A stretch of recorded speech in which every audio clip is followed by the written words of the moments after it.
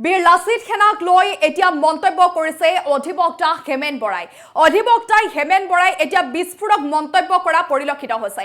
বীৰ লাচিত সেনাই কেৱল চান্দা চিনি পায়, বীৰ লাচিত সেনাই কেৱল টকাৰ বাবে কাম কৰে বুলি ইতিমধ্যে অধিবক্তা হেমেন বৰাই বিস্ফোৰক মন্তব্য কৰা পৰিলক্ষিত হৈছে। আৰু এই খবৰে এতিয়া ৰাজ্যত এক প্ৰকাৰ তুলপাৰ লগোৱা পৰিলক্ষিত হৈছে। ডাঙৰ খবৰ, গুৰুত্বপূৰ্ণ খবৰ সবিচাৰে আপোনালোকৰ মাজলৈকে লৈ আহিছো আৰু জনাইছো যে বীৰ লাচিত সেনাই চান্দাহে চান্দাহে চিনি পায় বীৰ লাচিত সেনাই। লগতে বীৰ লাচিত সেনাই টকাৰ বাবে কাম কৰে বুলি ইতিমধ্যে উল্লেখ কৰিছে। লগতে আজাদ চৌধুৰী বাংলাদেশী নহয়, আজাদ চৌধুৰী বাংলাদেশী নহয় বুলি বীৰ লাচিত সেনাই ভালদৰে জানে। বীৰ লাচিত সেনাই কেৱল টকাৰ বাবে কাম কৰে, চান্দা চিনি পায় বুলি ইতিমধ্যে উল্লেখ কৰিছে অধিবক্তাগৰাকীয়ে। বীৰ লাচিত সেনা সন্দৰ্ভত এতিয়া বিস্ফোৰক মন্তব্য কৰিছে অধিবক্তা হেমেন বৰাই। অধিবক্তা হেমেন বৰাই বিস্ফোৰক মন্তব্য কৰিছে, বীৰ লাচিত সেনাৰ সাহস যদি আছে তেতিয়াহ'লে বাংলাদেশী খেদিবলৈ আইনৰ কাষ চাপক। আইনৰ কাষ চাপক বাংলাদেশী খেদিবলৈ বীৰ লাচিত সেনাই যদিহে সাহস আছে। আজাদ চৌধুৰী বাংলাদেশী নহয় বুলি বীৰ লাচিত সেনাই ভালদৰে কথা জানে। মোৰ পৰা লোৱা 50,000 টকা বৰ্তমানে ঘূৰাই দিয়া নাই ৰন্টু পানী ফুকনে। ৰন্টু পানী ফুকনে বৰ্তমানে মোৰ টকা ঘূৰাই দিয়া নাই। শৃংখল চলিহা আৰু ৰন্টু পানী ফুকনে কেৱল চান্দা চিনি পায়, এনেদৰে এতিয়া উল্লেখ কৰিছে অধিবক্তা হেমেন বৰাই। গুৰুত্বপূৰ্ণ খবৰে মুহূৰ্তত জনাইছো, বীৰ লাচিত সেনাই চান্দা চিনি পায় আৰু বীৰ লাচিত সেনাই কেৱল টকাৰ বাবে কাম কৰে বুলি ইতিমধ্যে উল্লেখ কৰিছে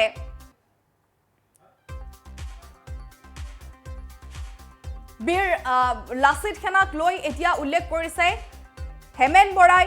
লগতে আজাদ চৌধুৰী বাংলাদেশী নহয়, বীৰ লাচিত সেনাই টকাৰ বাবে কাম কৰে বুলি ইতিমধ্যে উল্লেখ কৰা পৰিলক্ষিত হৈছে। আৰু আজাদ চৌধুৰী বাংলাদেশী নহয় বুলি বীৰ লাচিত সেনাই ভালদৰে জানে, এই কথা উল্লেখ কৰা পৰিলক্ষিত হৈছে। আমি জনাইছো এই কথা উল্লেখ কৰিছে ঘূৰাই দিয়া নাই ৰন্টু পানী ফুকনে।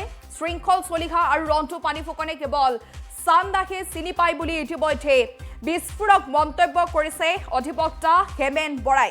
অধিবক্তাগৰাকীয়ে এই সন্দৰ্ভত কি কৈছে সেয়া আমি আপোনালোকৰ মাজত লৈ আহিছো।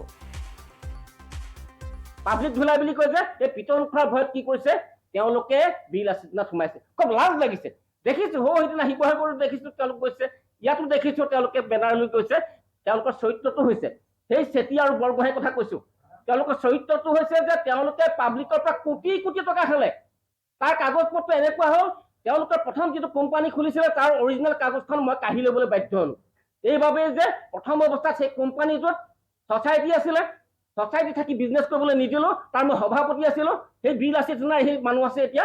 আৰু পিছৰ পৰ্যায়ত তেওঁলোকে কোম্পানী খুলিলে, ক'লো যে এই ছ'চাইটিৰ আণ্ডাৰত তোমালোকে ব্যৱসায় কৰিব নোৱাৰিবা। সেয়াই নহয়, তেওঁলোকৰ সেই জেল ৰোডত থকা যিটো কাৰ্যালয় আছিলে তাত খানা তলাচ কৰা হৈছিলে, তাৰ পৰা নথি পত্ৰ জব্দ কৰা হৈছিলে। ইয়াতে সিং উপাধি এজন ADC আছিলে, তেওঁ নিজে গৈছিলে। গতিকে এনেকুৱা কিছু ব্যক্তি আছে বীৰ লাচিত সেনাত যিসকলে কোনো কৰ্মসংস্কৃতি নাজানে, তেওঁলোকে চান্দা লৈ চলি থাকে। কওক তেওঁলোকৰ ইনকাম কি, তেওঁলোকে ক'ৰ পৰা তেওঁলোকে ইনকাম পাইছে, উপাৰ্জনৰ তেওঁলোকৰ চ'ৰ্চ কি। তেওঁলোকৰ যি পঢ়া শুনা মানুহ, প্ৰত্যেকটো সংগঠনতে কিছু কিছু পঢ়া শুনা মানুহ থাকে, কিছু কিছু বুদ্ধিদীপ্ত মানুহ থাকে, কিছু উপদেষ্টা থাকে, যিসকল সঁচাকৈ তেওঁলোকে মেধাসম্পন্ন, সঁচাকৈ বৌদ্ধিক, অধ্যয়নশীল।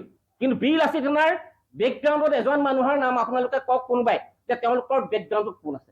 গতিকে যোৰহাট এখন সংস্কৃতিবান শৈক্ষিক চহৰী, শৃংখল চলিহাৰ নিচিনা মানুহে আহি ইয়াতে যোৰহাটত বাতাবৰণ বেয়া কৰিব, এই কথাটো মই কেতিয়াও নামানো। মোৰো যোৰহাটৰ যিখন বৌদ্ধিক সমাজৰ লগত অকণমান মোৰ যোগাযোগ আছে। বিভিন্নজনে মোৰ লগতো যোগাযোগ কৰিছে।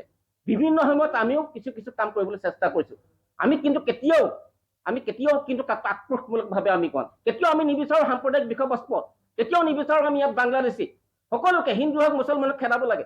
কিন্তু এজন বাংলাদেশী বুলি কৈছে আজাদ চৌধুৰী, তাৰ বাবে দিনৰ পিছত দিন আন্দোলন কৰিব।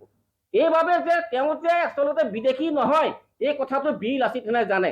আমি কোনো বিধায়কৰ পদলোভী নহয়, কোনো সাংসদৰ পদলোভী নহয়। মই যোৰহাট উকিলন্তাৰ এটা সন্মানীয় পদত আছো। মই সচেতন বুলি নিজকে ভাবো। বিভিন্নজনে মোক ক'লে যে আপোনাৰ বক্তব্য আপুনি ৰাজহুৱাকে কিয় প্ৰকাশ কৰা নাই। এই আপাহতে এইবাবে মই কৈছো যে ৰাজহুৱাভাৱে মই বহুত দিন বক্তব্য প্ৰদান কৰা নাই। এইবাবে যে যোৰহাটত যেতিয়া অপসংস্কৃতি হৈছিলে, যেতিয়া নাঙঠ বাবে ঘূৰি ফুৰিছিলে, তেতিয়া মোৰ এই ফোনটো একমাত্ৰ ফোনটো পুলিচে জব্দ কৰি থৈছে সেইকাৰণে মোৰ হাতত বৰ্তমান তেনেকুৱা ধৰণৰ ফোন নাই যোৰহাটত যিটো আজাদ চৌধুৰীৰ বিৰুদ্ধে বা বাংলাদেশীৰ বিৰুদ্ধে যিটো আন্দোলন হৈছে বা হুংকাৰ দিছে এইটো সম্পূৰ্ণ পৰিকল্পিত যোৰহাটত কিছুমান অহৈতুক কথা লৈ এনেকুৱা ধৰণৰ এটা উত্তপ্ত পৰিৱেশৰ সৃষ্টি হৈছে য'ত কিন্তু যোৰহাটৰ সচেতন নাগৰিকক আমি তাত দেখা নাই আচলতে তাত দেখিছোঁ যে যোৰহাটৰ সচেতন নাগৰিকসকলৰ অনুপস্থিতিত তেওঁলোকৰ সমৰ্থন অবিহনে বিশেষকৈ বীৰ লাচিত সেনা নামৰ সংগঠনটোৱে ইয়াতে যথেষ্ট ধৰণৰ এটা বেয়া পৰিৱেশৰ সৃষ্টি কৰিছে বীৰ লাচিত সেনা কোন সেই বিষয়ে মই ক'বলৈ যাম আপোনালোকে আচৰিত হ'ব কিন্তু আজিৰ তাৰিখত মই জানিব পাৰিলোঁ কালি এটা ভিডিঅ' দেখিলোঁ যে শৃংখল চলিহা নামটো কি কাৰণে থলে নাজানো তেওঁ কিন্তু শৃংখল চলিহা কৈছে যে ৫,০০০ মানুহ আজি ইয়াত গোট খাব গোট খাই আজাদ চৌধুৰী তাতে ঘৰ ভাঙিবলৈ যাব আমাৰ কোনো আপত্তি নাই ভাৰত এখন গণতন্ত্ৰ হয় India is a sovereign socialist secular democratic republic এখন প্ৰজাতন্ত্ৰ হয় গণতান্ত্ৰিক এখন দেশ হয় তাত সকলোৰে অধিকাৰ আছে এখন প্ৰশাসন আছে আজিৰ তাৰিখত কেন্দ্ৰত আৰু অসমত ভাজপাৰ চৰকাৰ আছে থকাৰ পিছতে আজি এজন যদি সঁচাকৈতে বাংলাদেশী হয় এজন বাংলাদেশীক বিতৰণ কৰিবৰ বাবে তেওঁলোকে কি হৈছে যোৰহাটত ৰাজপথত উত্তাল কৰিছে প্ৰশাসনৰ লগত তেওঁলোকে যোগাযোগ কৰা নাই প্ৰশাসনে কাগজ পত্ৰ চাই কিন্তু কৈছে পিছত যেতিয়া তেওঁলোকে পিছৰ পৰ্যায়ত তেওঁলোকে কোনো অভিযোগ দিয়া নাছিলে পিছৰ পৰ্যায়ত আমাৰ উপায়ুক্ত বৰ্তমান আয়ুক্ত মহোদয় তেখেতে কৈছে যে তেখেত বিদেশী নহয় আৰু সেই সম্পৰ্কত ময়ো সচেতন নাগৰিক হিচাপে মই তথ্য পাতিসমূহ মই চাইছোঁ যে প্ৰকৃত যদি বিদেশী মই ভাবিছোঁ বিতৰণ কৰিবলৈ এই আপাহতে এই কথাটো ক'ব পাৰোঁ যে আজাদ চৌধুৰীক বহিষ্কাৰ কৰিব লাগে বুলি বিতৰণ কৰিব লাগে বুলি মই সজোৰে দাবী কৰিম যদি তেওঁ সঁচাকৈ ভাৰতীয় নাগৰিক নহয় কিন্তু আমি দেখিছোঁ যে আজাদ চৌধুৰীৰ লগতে তাত ৮০ ঘৰ মানুহ আছে বুলি তেওঁ নিজেও কৈছে তাত দেখিছোঁ পোদ্দাৰ নামৰ এজন বিষয়ববী আছে টুকুলাই নদীৰ ওপৰত গাত্তানি এখন দলং আছিলে তাত ঘৰ তেওঁলোকে অবৈধভাৱে তেওঁলোকে বনাই আছে এই ক্ষেত্ৰত কিন্তু দেখিছোঁ আগৰ পূৰ্বৰ কংগ্ৰেছ চৰকাৰৰ দিনত তেওঁলোকে কি কৰিলে যে ভাঙিবলৈ গৈ পিছ মুহূৰ্তত সমীৰণ বৰা ইয়াতে ADC আছিলে ৰৈ গ'ল এই কথাবিলাক আমি পাহৰি যোৱা নাই গতিকে আজিৰ তাৰিখত সঁচাকৈ যদি এনেকুৱা সুপ্ৰশাসন আছে শক্তিশালী প্ৰশাসন আছে তেতিয়াহ'লে যোৰহাটৰ পৰা অসমৰ পৰা বাংলাদেশীক সম্মিলনছে ইয়াৰ পৰা বিতৰণ কৰক তাৰো আগতে মই ভাবিম যে আইনৰ ছাত্ৰ হিচাপে